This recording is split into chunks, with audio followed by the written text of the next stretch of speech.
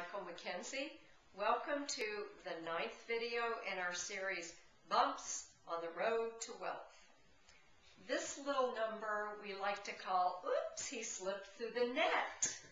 And that is when you have someone who you have built a relationship with and you are absolutely sure that everything has been in sync so far, and all of a sudden they're nowhere to be found. They don't return your calls, they don't return your emails. When that's happened to us, we have looked back on the situation with a critical eye, even though it's sort of painful. Yeah, very painful. Seeing our foibles come to life.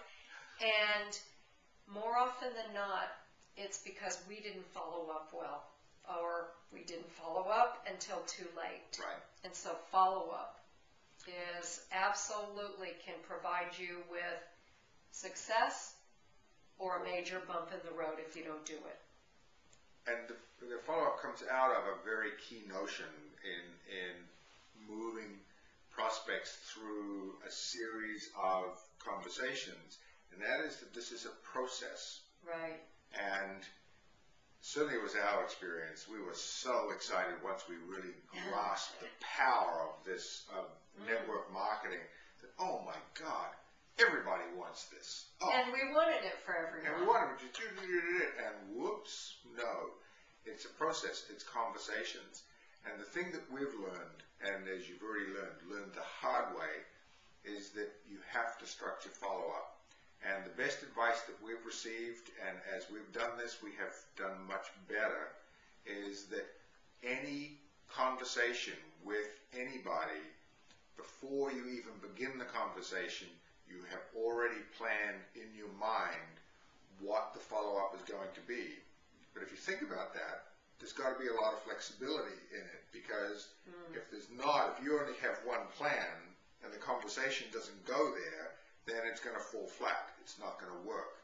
And the best analogy that we've come up with to think about, and we've not heard this from our mentors, so for today we'll claim this as ours, that is that it's like a chess game, that we've got the end game in mind, and we need to be thinking a few moves ahead, but we have to be able to respond to the prospect's moves on their part, their conversation, their hesitations, their questions, their desire for the next step, and have a number of alternatives lined up that we can offer.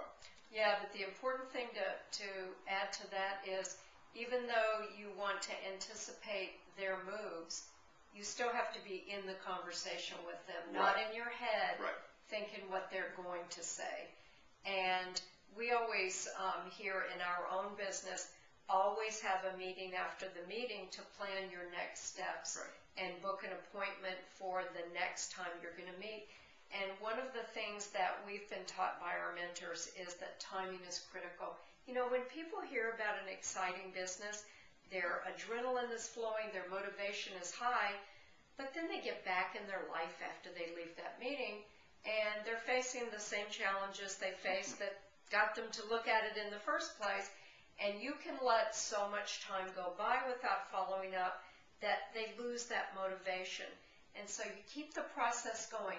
And they still may or may not be right for your business, but don't have them slip through the net because you blew it.